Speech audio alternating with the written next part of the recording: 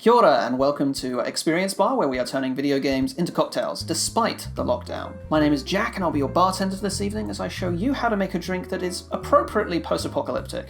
Nukashine from Fallout 76, and yes it will be potent, and yes it will be blue, but best of all, yes, it will really glow. Let's get started. So, to make Nukashine, the first thing you're going to need to do is locate an appropriate vessel. If you don't have a moonshine jug like I do, you can use really any glass you can get your hands on. We make do in the lockdown, right? Next, you're going to need 2 ounces of bourbon. See, in the game, 2 ounces of bourbon and a funnel. Right. In the game, Nukashine is a fermented and then distilled beverage, but the primary fermentables are corn and razorgrain. See, bourbon has to be at least 51% corn in order to be legally recognized as bourbon, but the rest of it can be whatever it wants. So if you're splitting corn and razorgrain, it's probably close to a bourbon. I am using wild turkey, but again, use whatever you can get your hands on.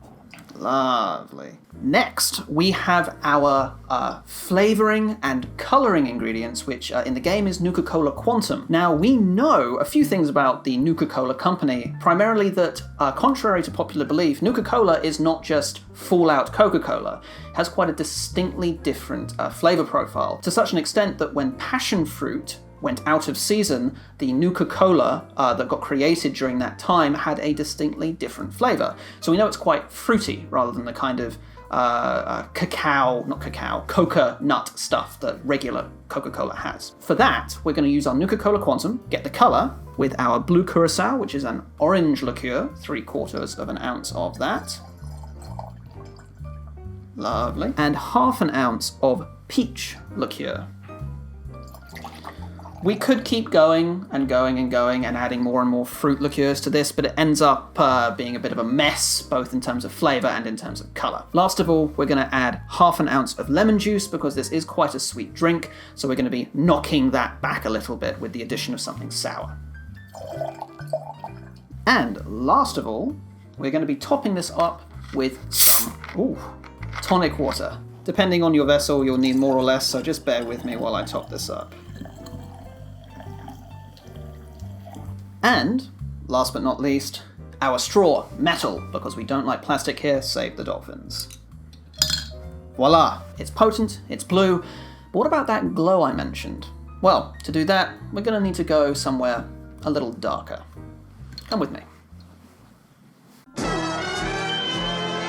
So let me show you what happens to this drink when you put it under a black light.